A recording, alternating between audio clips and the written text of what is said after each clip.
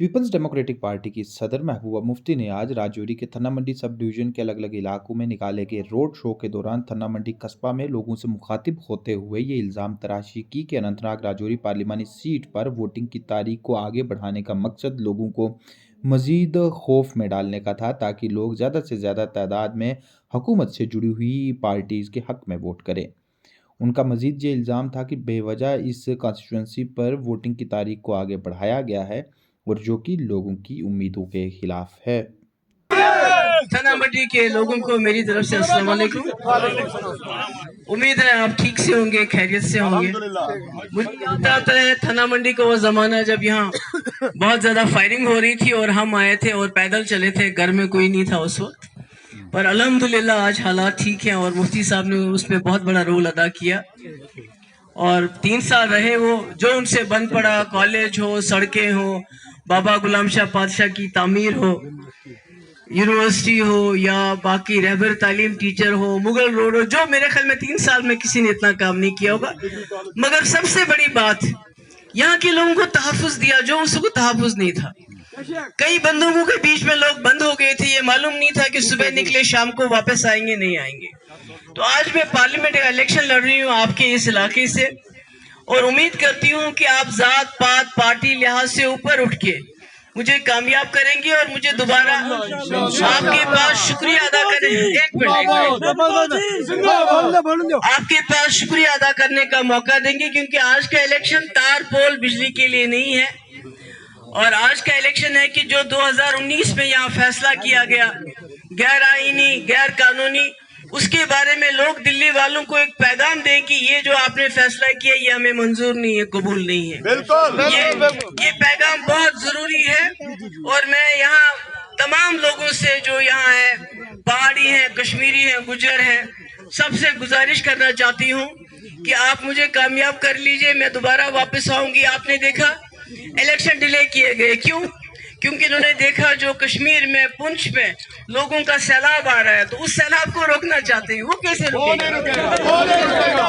इंशाल्लाह नहीं रुकेगा। उस सैलाब को रोकने के लिए आपने देखा होगा कल एक वीडियो भी चली जिसमें एक बीजेपी का लीडर धमका रहा है लोगों को कि अगर तुमने हमारे कहने पे प्रॉक्सी कैंडिडेट को वोट नहीं डाला तो हम 1947 जैसे हालात करेंगे। मेरे हिसाब से इस वक्त तो वो बीजेपी का लीडर जेल के अंदर होना चाहिए था, यूएपीए के अंदर।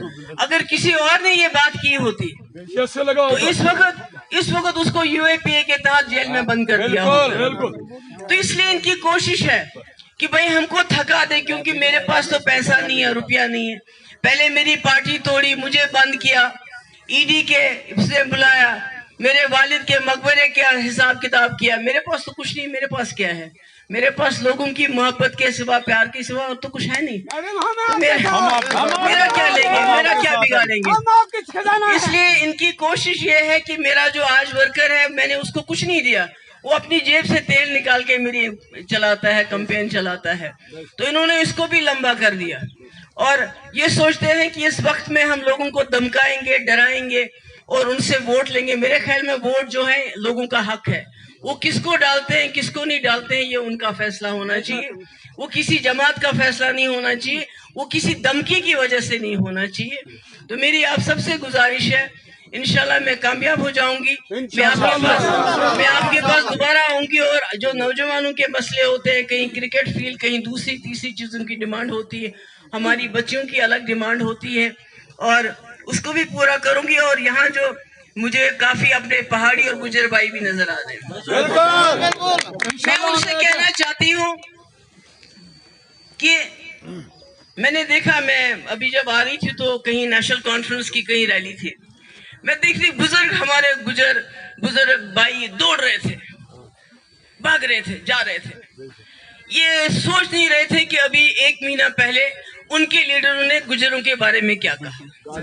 पता नहीं याद होगा आपको क्या क्या कहा उन्होंने, वो मैं दोहराना नहीं चाहती। मगर आज उन्होंने गुजर लीडर को आगे कर दिया। क्यों? उनको पता था कि अगर हम गुजर लीडर नहीं लाएंगे तो लोग पत्थर मारेंगे, बोलेंगे तुमने हमको गाली दी, तुमने हमारी गैरत को ललकारा।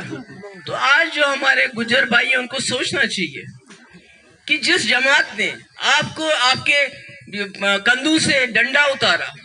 इन जंगलों में आपकी कोई सेफ्टी नहीं थी। पोटा क्या था, टास्क फोर्स क्या था, इखवान क्या था, आर्मी क्या था।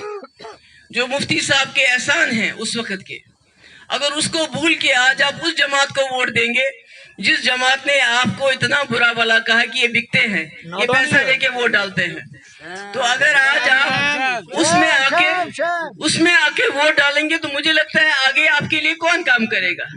जब आपने बरादरी के नाम पे वोट देना तो आपकी सड़कें कौन देखेगा, आपके स्कूल कौन देखेगा, आपका पानी कौन देखेगा, आपका रोजगार कौन देखेगा, आपकी बिजली कौन देखेगा।